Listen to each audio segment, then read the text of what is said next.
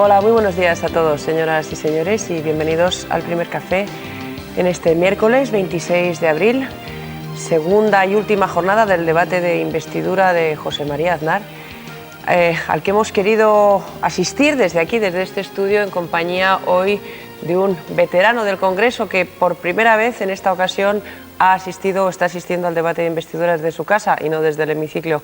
Don Pablo Castellanos. Buenos días, Pablo. Buenos días a todos y muchas gracias por vuestra hospitalidad.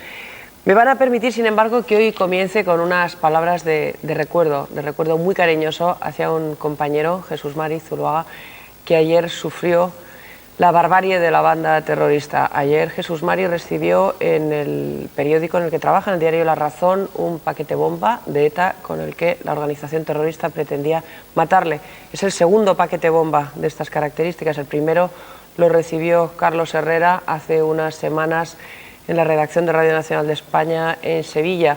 ETA pretendía con ello irrumpir en el debate de investidura, asesinando a un compañero y me imagino que silenciarnos a los demás. Bueno, pues los demás no nos vamos a callar. Aquí estamos unos cuantos representantes de los medios de comunicación. Hoy además es miércoles y es el Día de los Directores y nuestra compañía es especialmente ilustre o significativa. Desde luego no nos van a callar, no nos vamos a callar, vamos a seguir denunciándoles, vamos a seguir criticándoles y vamos a seguir expresando libérrimamente lo que pensamos sobre ellos, lo que pensamos sobre los nacionalistas y lo que pensamos sobre los asuntos políticos en general. Antonio Franco, buenos días. Hola, buenos días. Y realmente suscribo lo que estás diciendo. Si lo que se persigue es una intimidación, pues que sepan que estamos dispuestos a recibir paquetes bomba, vamos, con desagrado y con preocupación, pero no pensamos, yo creo, el conjunto de la profesión española, no pensamos hacer traición ni al sentido común ni a nuestras obligaciones profesionales con este tipo de jugarretas. No, y además sin diferenciación de medios ni de ideologías. Estamos todos, desde unos medios, desde otros, desde la prensa, la radio, la televisión, todos juntos. Precisamente hoy está con nosotros el subdirector de La Razón, un viejo amigo de Jesús Mari Zuluaga y mío también, José Antonio Sentís. Buenos días. Muy buenos días. Yo, además de suscribir lo que decías, que me parece que está en el corazón de lo que sentimos todos, además de eso quiero decir que es que el problema de los periodistas es que estamos obligados a decir lo que decimos y hacer lo que hacemos porque nosotros somos emanación de la sociedad. Entonces una carta bomba, un paquete bomba, una bomba a un periodista no es una bomba a un periodista, es una bomba a la sociedad entera de la que emana la opinión pública que transmite ese periodista. Entonces esos atentados tienen esa significación especial, son atentados al corazón de la sociedad. Pedro J. Ramírez. Evidentemente, nosotros somos intermediarios, nosotros estamos materializando el ejercicio de un derecho ajeno, que es el derecho del conjunto de los ciudadanos. Lo que estamos comenzando a ver es una escalada de atentados, yo creo que desgraciadamente no van a ser los últimos. Ellos están empeñados en asesinar a algún periodista, como las mafias rusas, como los narcos en Colombia, como los sectores más agresivos del integrismo iraní. Bueno, yo creo que ayer la noticia del atentado, unida a lo que ocurrió con Carlos Herrera, pues ha tenido una gran trascendencia, no solo en España, yo creo que en el conjunto de la comunidad periodística. Espero que hoy mismo la Asociación Mundial de Periódicos haga un comunicado sobre el caso.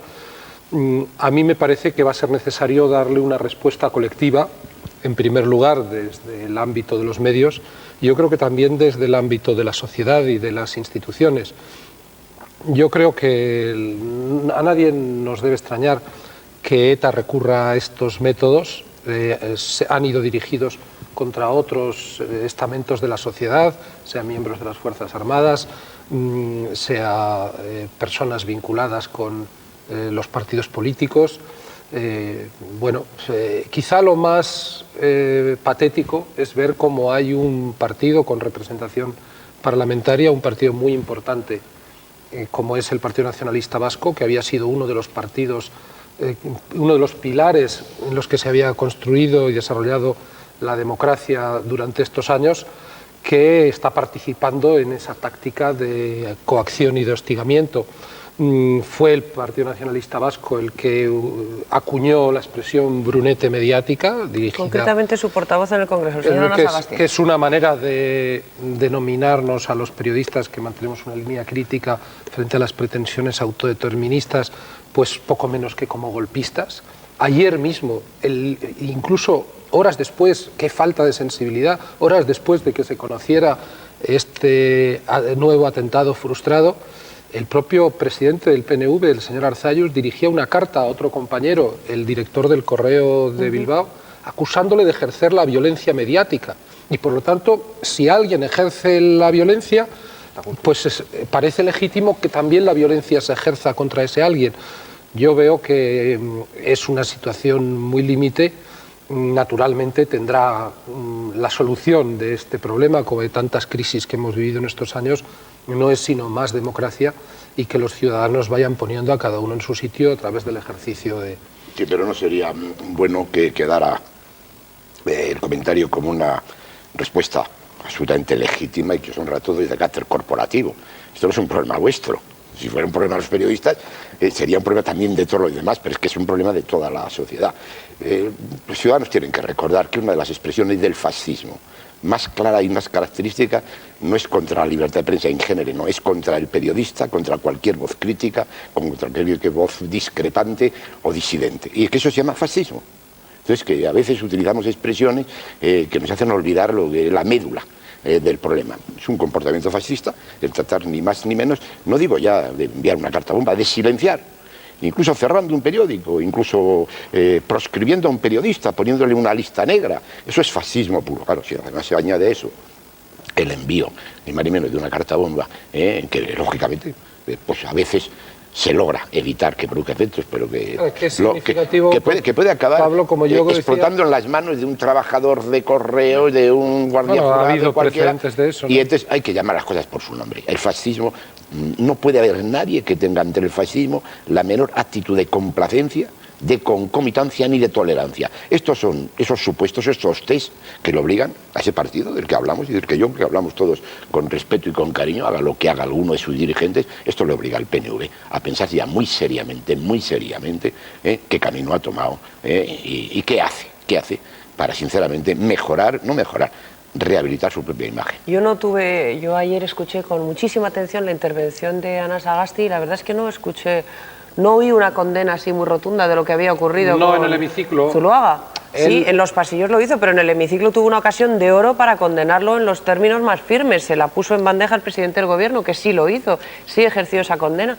Bueno, pues parece ser que enviar una carta bomba a un periodista con el ánimo indiscutible de matarlo, de asesinarlo, porque aquello no era un paquete para asustar, era un paquete para matar, igual que era un paquete para matar el que recibió Carlos Herrera, no merece la condena del Partido Nacionalista Vasco.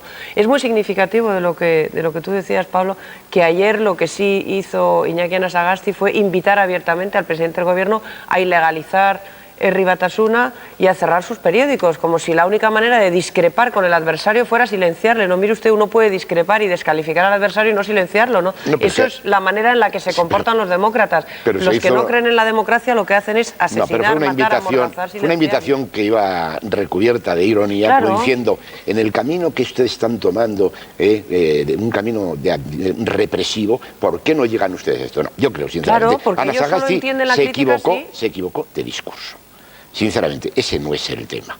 El tema no es decir, vamos a jugar ahora al esperpento de ilegalizar a este o al otro. Mire usted, en este país, afortunadamente, para algo están los tribunales. Si hay que legalizar o no, serán los tribunales el día que proceda, y no va a haber nunca una ilegalización de un colectivo, porque el colectivo como sujeto de derecho no existe, lo serán personas individuales, y ese no es el buen camino. Al contrario, cuando uno recibe las críticas que está recibiendo el PNV y su dirección, en lugar de colocarse en esa actitud de carácter pseudo-irónico que desdice de un planteamiento serio, hay que aceptar claramente la crítica y hay que pensar, hay que cambiar de registro, porque este registro, ¿a dónde nos está llevando? Aquí ha ocurrido, pero no acabes en un minuto, aquí ha ocurrido una que generar esa espiral de la acción y la represión. Claro. Es decir, a nadie le benefició tanto que actuaran los GAL, y hoy puede ser un día muy importante desde el punto de vista de la historia del Estado de Derecho, si se notifica en los términos que se espera la sentencia del caso Lasa y Zabala.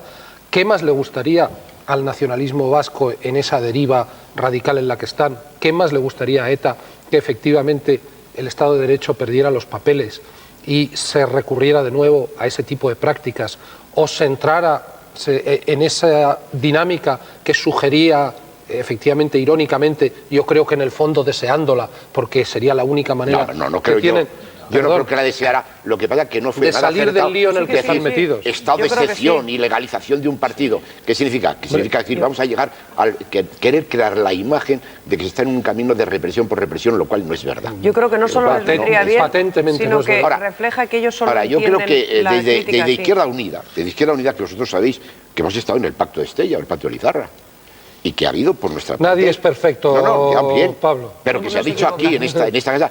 había, quizá a lo mejor equivocadamente, yo creo que se ha demostrado que equivocadamente pensamos que podía ser una vía para sentar a todo el mundo.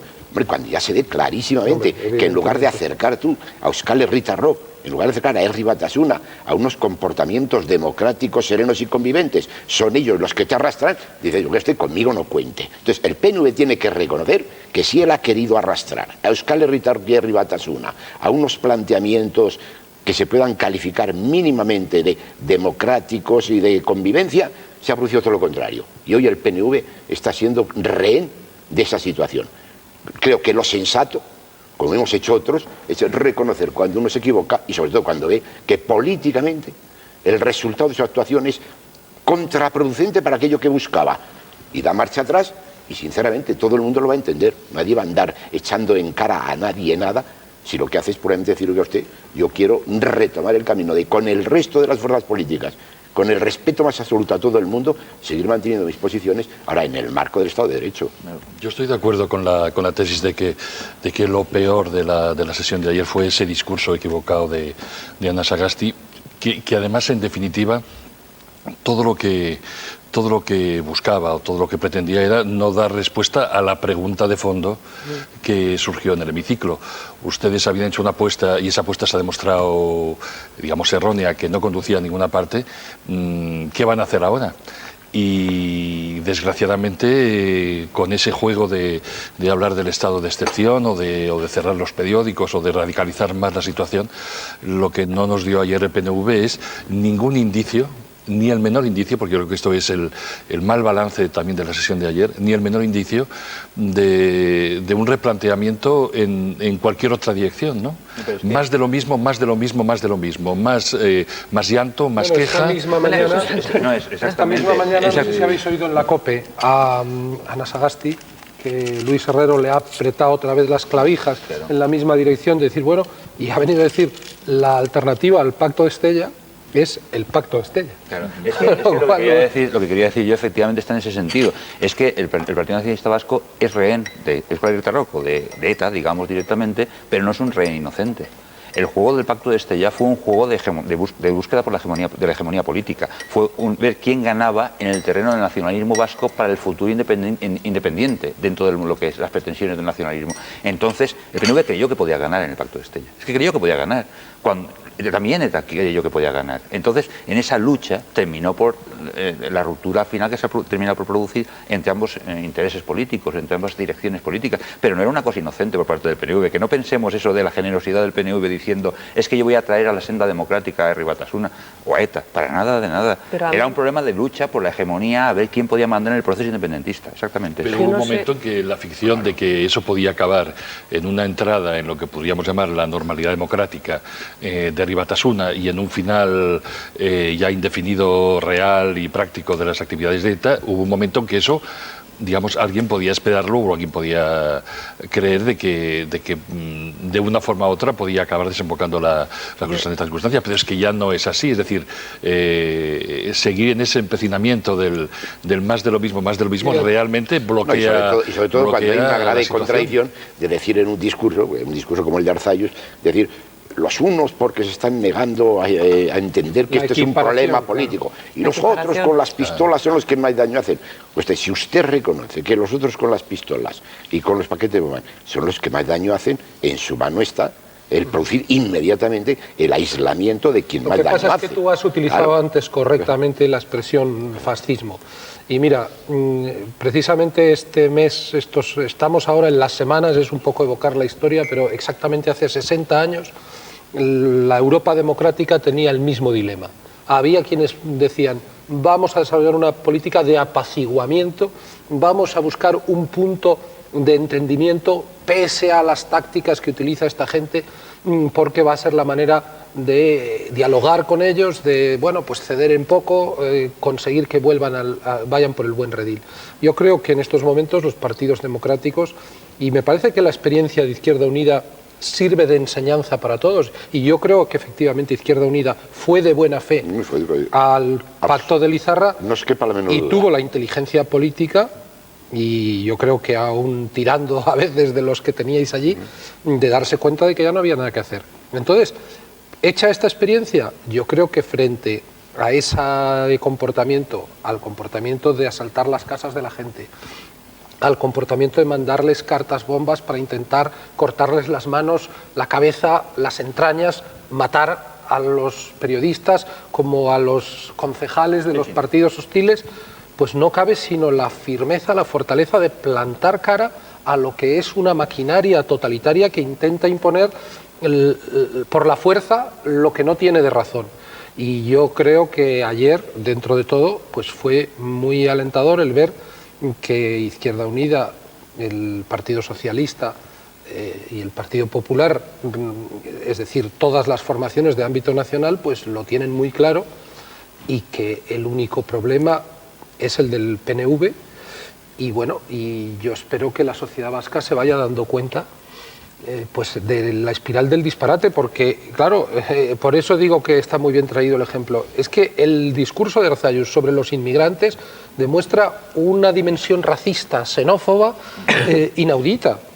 Pero de todas formas, además de manipuladora. Yo creo que los que siguen pensando que el Partido Nacionalista Vasco de hoy, con sus actuales dirigentes, es un partido democrático, deberían tomar buena nota de las palabras de Ana Sagasti ayer cuando literalmente equiparó a ETA con el gobierno.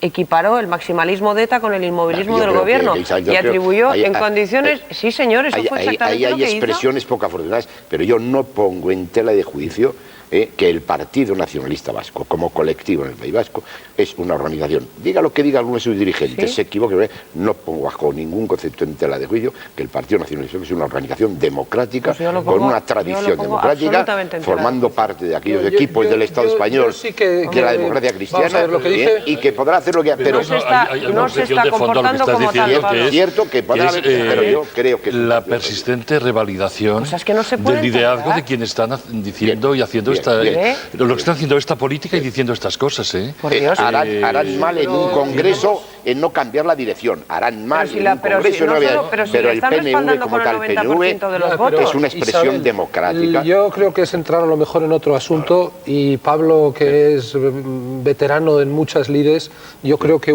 podrá acreditarlo. Una de las cosas que a lo largo de estos años están demostrando, en este caso y en casos anteriores, es lo extraordinariamente difícil que, tal y como funcionan los partidos políticos en España, es echar a la dirección de un partido, sea cual sea, por muy claro que se vea que esa dirección está llevando a los dirigentes y a la militancia al abismo, porque los partidos no funcionan de abajo arriba, los partidos funcionan de arriba abajo. Y Arzallus, como antes ocurría con el felipismo, pues tiene controlados a los cuadros, que son primero los coroneles y luego los capitanes, que casi siempre viven de eso. Pero el señor Castellano no ha tenido ningún empacho en descalificar el felipismo. Bueno, y así le ha ido. Bueno, bien, así le ha ido. Así le habrá ido. Así le ha ido. Así le habrá ido, pero cuando él lo echaron del PSOE, él no tuvo ningún empacho en descalificarlo en lo que se había convertido el Partido Socialista. Pero tú no me habrás oído nunca descalificar al PSOE. No, y yo no estoy descalificando el nacionalismo vasco, estoy descalificando el Partido Nacionalista Vasco actual. Puedo criticar, y puedo estar equivocado, las actitudes de dirigentes del PNV. Ahora, yo conozco en el seno del PNV, sinceramente digo, es que cogidos de uno en uno, no conozco a ninguno de ellos que no suscriba los mismos valores democráticos, el mismo respeto a los derechos humanos, la misma creencia en el Estado de Derecho que podamos tener los demás. Sí, como Eguíbar, por ejemplo. Sin perjuicio de que hoy haya una dirección Orga sinceramente Guerrero. esté Hombre, por Dios. profundamente equivocado. Hombre, por Dios, Pablo, yo no puedo aceptar de que en una situación como la vasca las palabras tengan más valor al final que los hechos. Claro. Y que lo que se diga en los discursos públicos o en las conversaciones privadas tenga un carácter más definitorio que las actitudes reales frente a las cosas que están pasando. Y los silencios Y- cómplices y eso- y las aquiescencias. Tú Hombre, puedes por Dios. aceptar porque está en lo que se llama la naturaleza de las cosas, las contradicciones. No, Tú las puedes aceptar, contradicciones no. perdona, Las perdonadme. cobardías y las complicidades, Bien, Pablo. contradicciones, cobardías, complicidades, condicionamientos, cesiones, claudicaciones. Ponemos todas las veces que queráis, Eso. mis queridos amigos. Ahora, tendréis que aceptar que eso forma parte de la naturaleza de las cosas. Y se da en un partido Claro, como y el ETA PNV, también forma de una parte de la manera naturaleza de las como se da en cosas. otros partidos y de otra manera. Y a lo mejor, No, Pablo, si me claro, permites, yo creo que el PNV está demostrando que ellos tienen... no tienen confundáis reglas. la parte con el todo. No, pero tiene unas reglas de cierto formalismo democrático, pero sin embargo unas determinadas actitudes serían inequívocamente, sacarían inequívocamente del mundo de los partidos democráticos, como puede ser la práctica del racismo y la xenofobia, que eso es una cuestión que descalifica a cualquier partido como democrático, o el ataque a cualquier libertad, entre otras la libertad de expresión, que es una libertad angular de la democracia. Entonces, en el momento en que tú no cumples las reglas de la democracia, no puedes considerarte el partido democrático. Naturalmente, formalista, desde el punto de vista El formalista, partido es un colectivo sí eres que está un partido por encima democrático, de sus pero propios dirigentes. cuidado con el... No Yo creo que hay un condenéis, punto- no yo creo que hay un condenéis. punto muy importante en lo que está diciendo Pablo, y yo creo que es verdad, porque ahí hay una trayectoria histórica y hay un montón de actitudes individuales. Es decir, es verdad que la dirección del PNV la encarnan Arzayuz, Eguíbar Y y está cuatro equivocada más. políticamente. Pero tenemos la el sabinismo es lo que no es democrático. pero tenemos si empezamos a remontarnos, a los discursos Arzayus de es muchos de los sabiniano. santones de los actuales partidos y los sacamos podemos encontrar de todo, siendo verdad lo que dices, pero yo creo que gente como Ardanza, como Atucha, Claro. como ¿Y dónde Pradera, están? como Unzueta. ¿Dónde están? ¿Y dónde están? Bueno, ¿Dónde está pues Wally? ¿Dónde está Pradera y Ardanza? Unzueta ya no ¿Dónde están está en el Ardanza? PNV. Sí, pero- y Ardanza y Atucho están Ya, callados. pero exactamente ¿Y cuando hablan es peor? pero exactamente lo mismo se podía decir del PSOE en los años de plomo. Y en se los que decía, y tú lo decías, y Pablo Castellanos Bien, lo decía. sí, pero yo nunca dije que el PSOE no fuera un No, el PSOE partido no, democrático. nunca se ha podido decir Yo eso. nunca dije Claro que que no. el conjunto de los militantes, de los dirigentes, de los cuadros socialistas estuvieran impregnados de la corrupción y del crimen de Estado.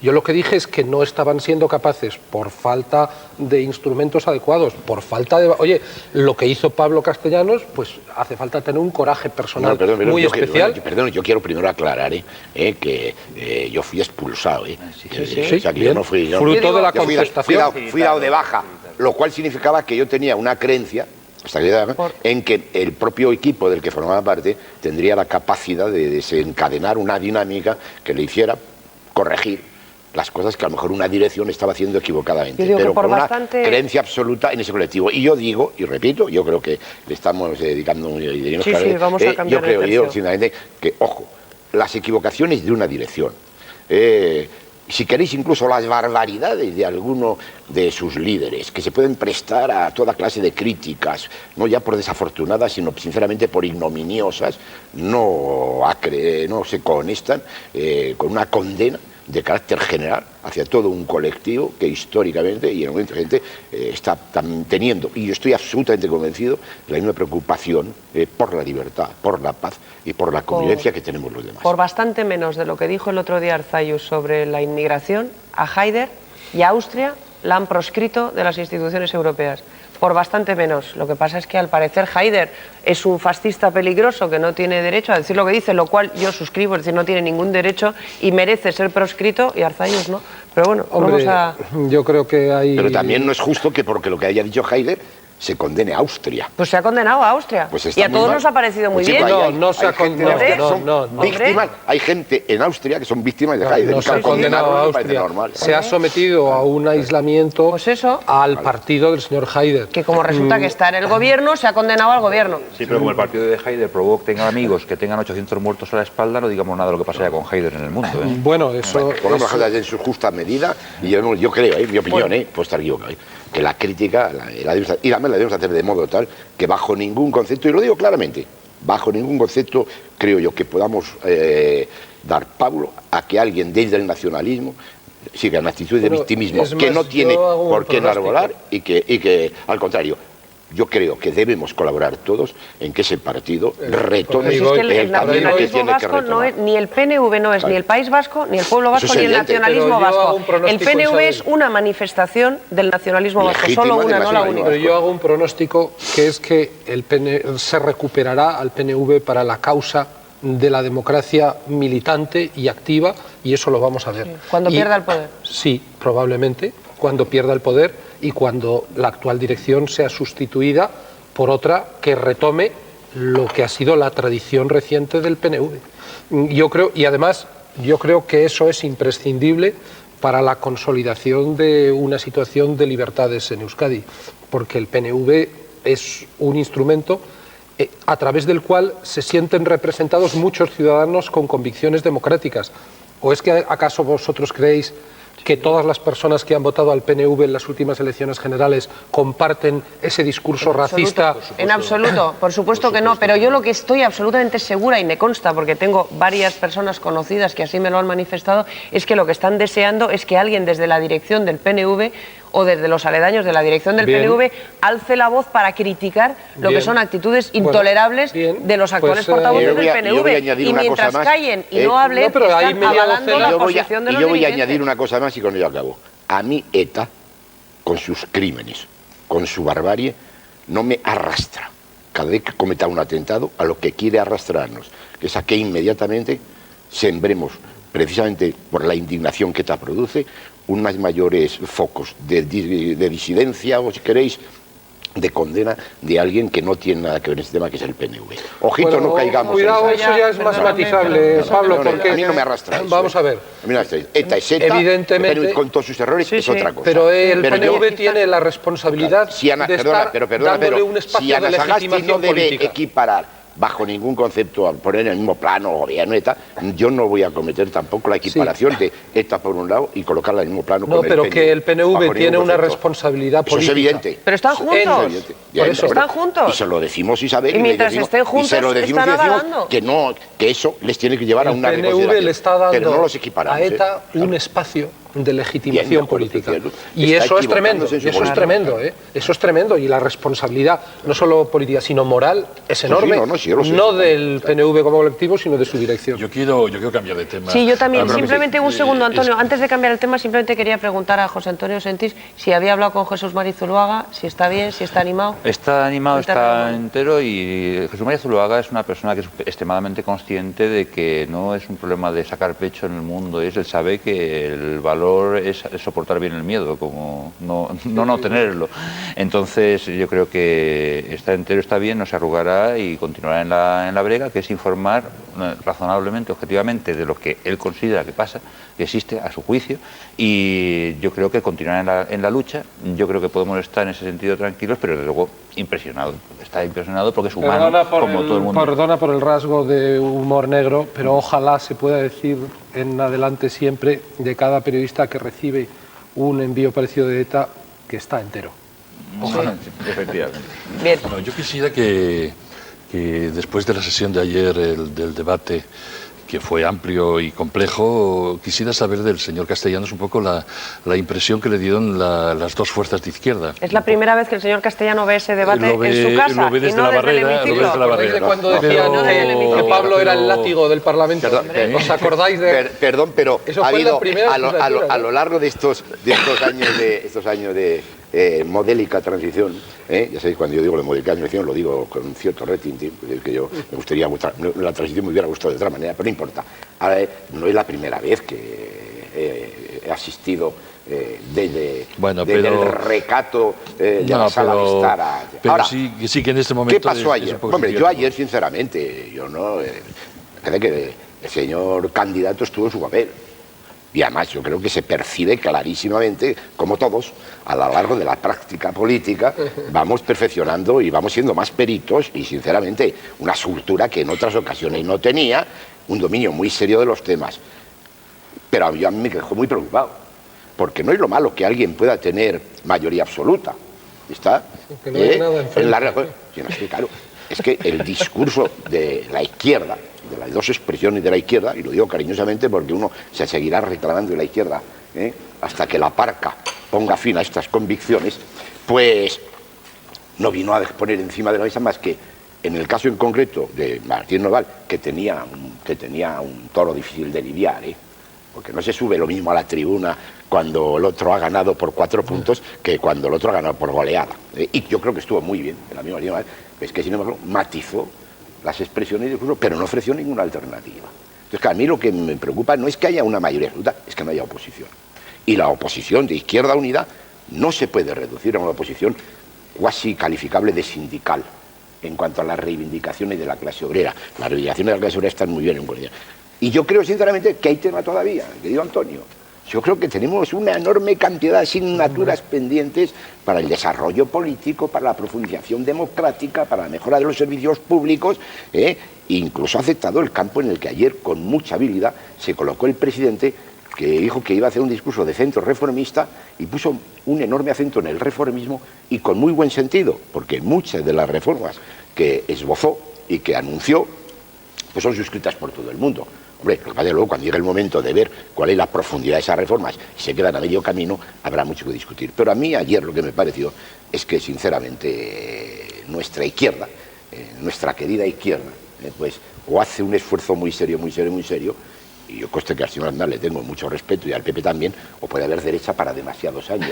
Y uno ha venido a este mundo, entre otras cosas, para que haya los menos años de derechas posible. Entonces, yo les excito a mi querida izquierda para que, sinceramente, empiecen con realismo y con sensatez a construir un discurso frente a ese discurso, porque ayer no hubo ni un discurso enfrente, hubo unas actitudes por parte de Frutos coherentes, de reivindicación, pero más bien de carácter, ¿no? Muy ortodoxas. O sea, pero un momento en que Aznar incluso le sacó lo de Cuñal, como, claro, era un poco exagerado. Claro. Pero se veía poca cintura, ¿no? Aquí tiene que haber frente, con la regla de juego que hay, tiene que haber no una alternancia, sino una alternativa de izquierda seria que toque temas que son perfectamente compatibles con la construcción de Europa, son perfectamente compatibles con el progreso del mundo civilizado, pero que marcan un matiz y una orientación absolutamente distinta, no de puro reformismo desde el centro, sino de auténtico reformismo desde la izquierda. El reformismo de izquierdas ayer no apareció. ¿Quién le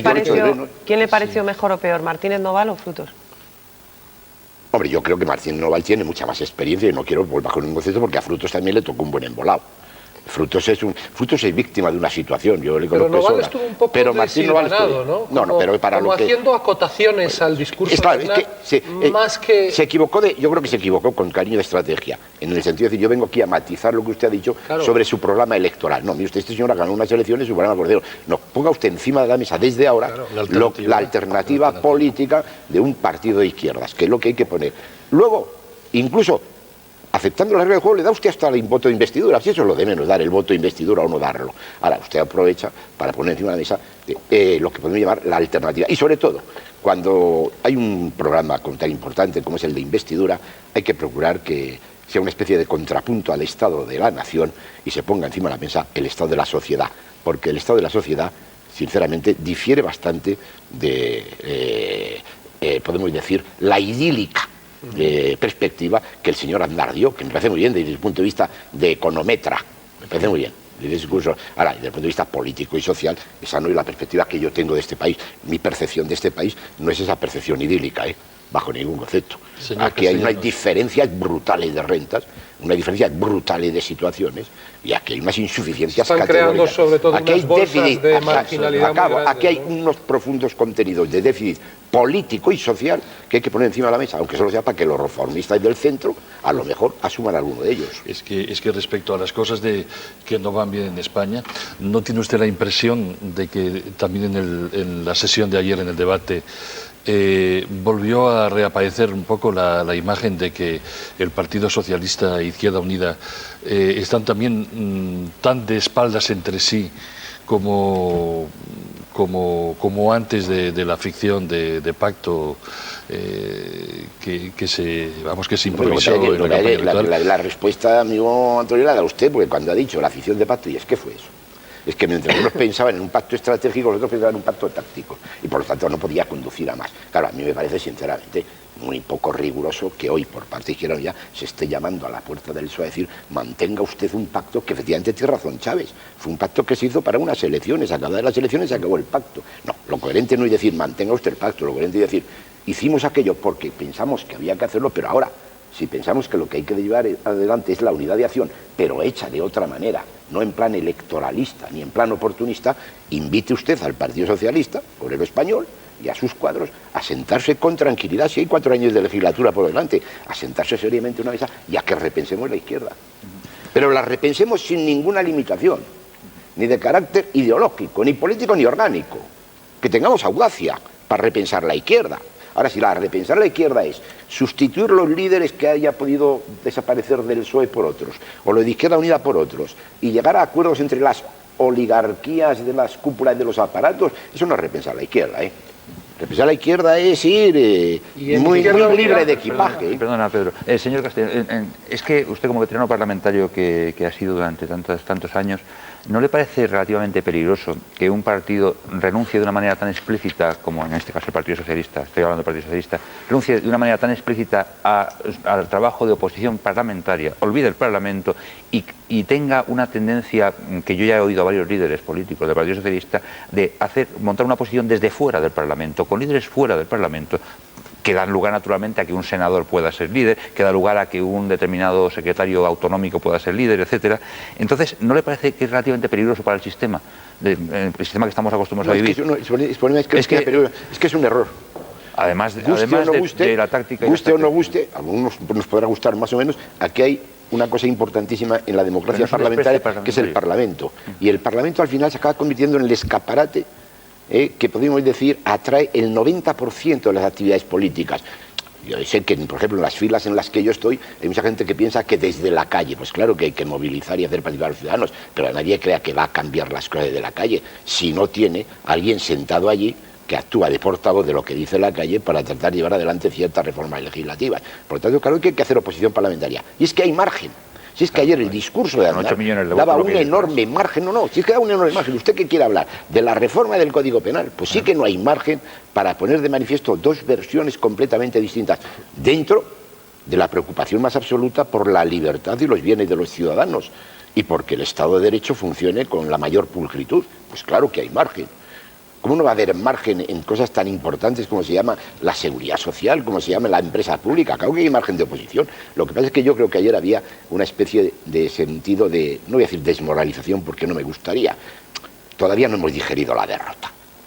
A lo mejor no hemos digerido todavía la derrota. O provisionalidad, o quizá provisionalidad. Porque claro, los dos partidos de la izquierda están sometidos a un proceso interno, a un proceso de renovación interna que vamos a ver en qué termina.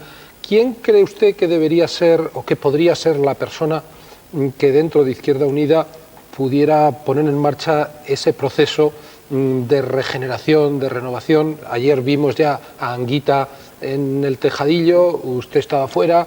Yo no estoy ni en el tejadillo. Por eso digo que... Yo estoy en la cuneta.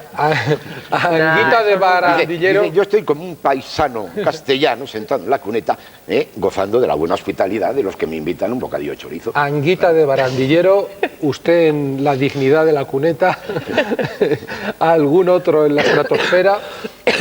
¿Quién puede ser ahora la persona? No voy a... en este principio de polémica que hay en Izquierda Unida, entre el nombre de fulano, zutano, mengano, me van a tener todos enfrente.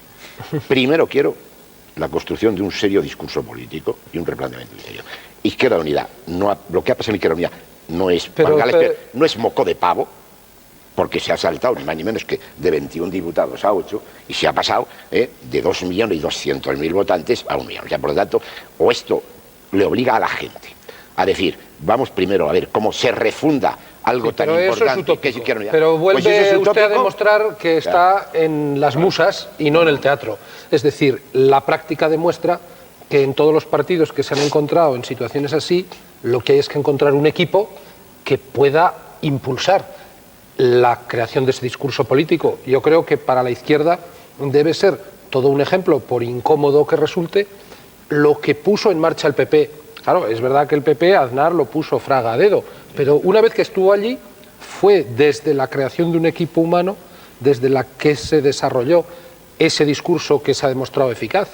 yo creo que ustedes necesitan encontrar ese equipo y un mirlo blanco Bueno, si usted que quiere, lo encabece. Si usted quiere, podríamos entonces aceptar que yo no tendría el menor inconveniente en apoyar a aquel quien ya se asome al balcón y se dirija levante una bandera diciendo claramente que su objetivo es poner en marcha un proceso absolutamente reconstituyente. Entonces, Eso es. Pero como yo, eso todavía... Pero usted conoce a los personajes. Ni lo percibo en ese otro partido, que lógicamente condiciona la vida política española, que es el PSOE, ni lo percibo ni Izquierda Unida. Sí, pero pues usted, pienso que yo le hasta que no pregunto por los seriamente... suyos. Yo le pregunto por los suyos. Usted conoce a Rosa, usted conoce a Llamazares, al que se le conoce muy poco fuera de la organización, y usted conoce, por supuesto, a Paco Frutos. Yo digo, de los que hay, ¿quién podría sacar esa bandera? No lo sé porque hasta ahora, y lo digo con absoluto respeto hacia todos ellos, de política, en serio, y escribiendo, que el que escribe se proscribe y el que escribe se encadena, no les he visto ni una sola reflexión que me permita pensar que esté en su ánimo un proceso seriamente reconstituyente. Si lo ponen encima de la mesa, pues ya lo veré. Pero de momento no lo han hecho. Decía Pablo, no puede ser que realmente el margen del discurso político de izquierda sea cada vez más angosto, cada vez más estrecho. Es que lo digo porque el reformismo no es una cuestión terminológica, va entrando como un pulpo, digamos, con varias patas, va entrando en muchos territorios de la izquierda ideológica de toda la vida. Es decir, que cuando se habla de sanidad, de seguridad social, claro que hay margen por la izquierda de actuar, pero cada vez queda menos margen por la izquierda de actuar. El compañero Blair en Inglaterra tiene unas políticas... compañero de su compañero. El compañero de sus excompañeros, el compañero Josh Penn hace más esfuerzos. Del que se tendrá que hacer cargo. Lo que quiero decir es que el margen del territorio no puede ser también que la dificultad para articular un discurso de izquierda realmente surja de que no queda discurso de izquierda que articular. ¿A usted le parece que no hay distancia entre el concepto de democracia delegada en las oligarquías partidistas y el concepto de democracia participativa? Pero la izquierda en España no ha levantado esa bandera. Izquierda Unida, usted y dos gatos más. O sea, quiero decir, el partido importante de la izquierda, que es el PSOE, nunca habló de eso. En el seno del PSOE, aquella vieja izquierda socialista, a la que yo tengo que tener los mejores recuerdos, de gentes como Luis Gómez Llorente, Paco Usted, los antes de toda la vida, supimos diferenciar claramente lo que era la democracia delegada de lo que era la democracia representativa y la democracia participativa. Es que esa es la cuestión, no es más si nosotros podemos pero hay para toda Europa y hay una reflexión muy seria, porque es que ustedes contemplan un deterioro, que lo entiendo, nos lo dicen los hechos, del pensamiento de la izquierda que va dejando... Pero piensen ustedes en el otro peligro, el agotamiento del discurso parlamentario, de la democracia parlamentaria cada día más burocratizada, que va haciendo que las instituciones se vayan alejando de los ciudadanos y que va haciendo que, por ejemplo, pues ha dicho el Parlamento Europeo, pues sinceramente al ciudadano no le afecta, y nuestros propios parlamentos, y cada día se vota menos. Aquí hace falta, a la democracia hay que estarle metiendo inyecciones permanentes. Bueno, pues una inyección de democracia participativa es un buen campo para la izquierda. No, sin duda un ninguna. concepto distinto, un concepto distinto de lo que significa el propio mundo empresarial.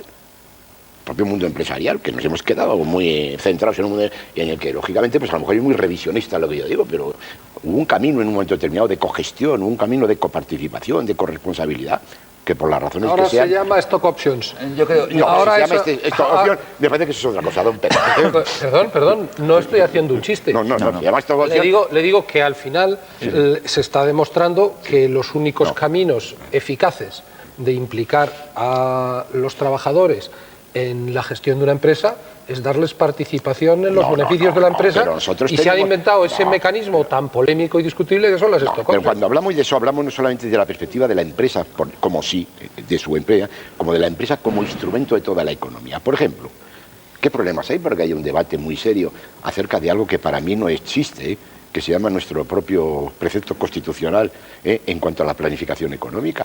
¿O es que la izquierda no tiene que decir de planificación económica? Perdón, es que viene la Constitución. Que viene. Eso ha quedado tan desbordado por la incontestable realidad de los hechos. No, eso ha quedado tan desbordado porque la izquierda ha perdido una enorme cantidad de contenido y ideológico serio. porque el desarrollo tecnológico ha dejado, perdón Pablo, apolilladas esas ideas porque de no la hay planificación manera, porque no hay manera de ponerle puertas al campo. No hay planificación económica que la que está llevando adelante la propia burguesía. Pero si no tenemos ya ni moneda, Pablo, si no tenemos ya ni moneda con la que planificar. Eso es lo de menos, hombre. ¿Me dejan que les proponga un juego para terminar en los últimos 5 minutos que nos quedan? Les ponemos nota a los intervinientes en el debate de ayer, porque en la sesión de hoy no se ha producido todavía. Aunque no sea de mi cultura, aquella vieja frase de no juzgues si no serás juzgado.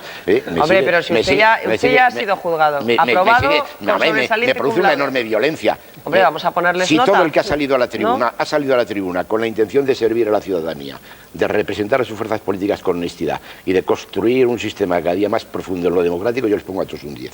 ¿Usted, Antonio? Yo creo que ayer, frente a lo que dice el señor Castellanos, vimos muchos aprobadillos, ¿eh? Yo creo que el presidente del gobierno estuvo más convincente y más sólido que hace 4 años, y él merece un notable, pero yo creo que todo lo demás son, sumando buenas voluntades, y son cinquillos pelados. ¿Al señor Trías, al portavoz de Convergencia y Unió? Yo creo que el señor Trías no estuvo, digamos, nada bien en particular. Es decir, analizando a fondo lo que dijo, pidió unas cosas, le dijeron que no, y luego dijo que daba el voto que ya estaba pasteleado antes de que él empezase a... Vamos, que estaba pactado, negociado o ya anunciado, antes de que le hiciera que pusiera precio allá en la Cámara al sí. Es decir, acabó diciendo que sí. No es un papel muy airoso, ¿no? José Antonio. Yo creo que uno salió al estrado con un temario y que contestaba al temario que le preguntaban, y los demás contestaban a un temario diferente al que le preguntaban. Entonces, pues claro, aunque hayan tenido respuestas más o menos razonables o brillantes los que contestaban al otro temario, la verdad es que no acertaron casi ninguna, con lo que uno sabía lo que tenía que decir, que era el presidente del gobierno, que era Aznar, que sabía por dónde iba, qué quería, qué pretendía, y otro no sabía muy bien ni de dónde venían ni a dónde iban, y entonces pues es difícil así aprobar. Vamos. O sea, que las notas, a ver, yo creo que, en mi opinión, Aznar ayer tuvo un 183. ¿Sobre cuánto? Y lleva camino de tener hoy un 202.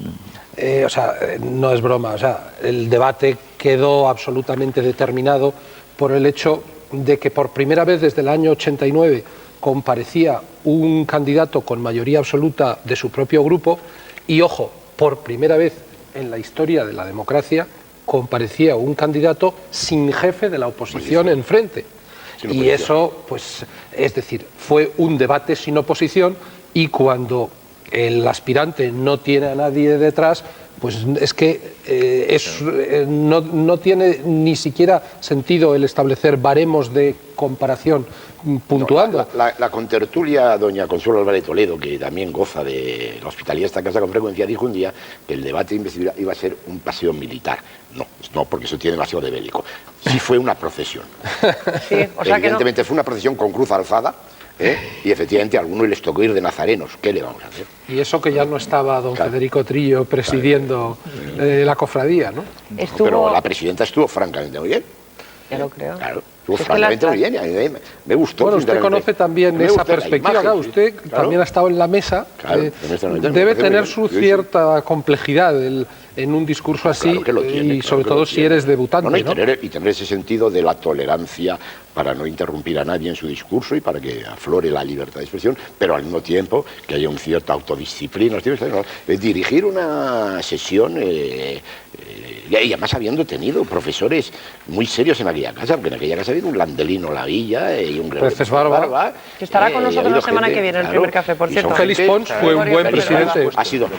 Si es que el problema en esta época que nosotros vamos a vivir, no ha habido ni un solo mal presidente, porque incluso el primero de todos, don Fernando Álvarez Miranda, que era un desde la espontaneidad de cuando empezábamos esta trayectoria, pues tenía un sentido de naturalidad en sus comportamientos que lo hacía auténticamente entrañable. Y hubo debates presididos por Gómez Llorente cuando era vicepresidente, y yo tengo un recuerdo, bueno, perdón. Nos tenemos que marchar.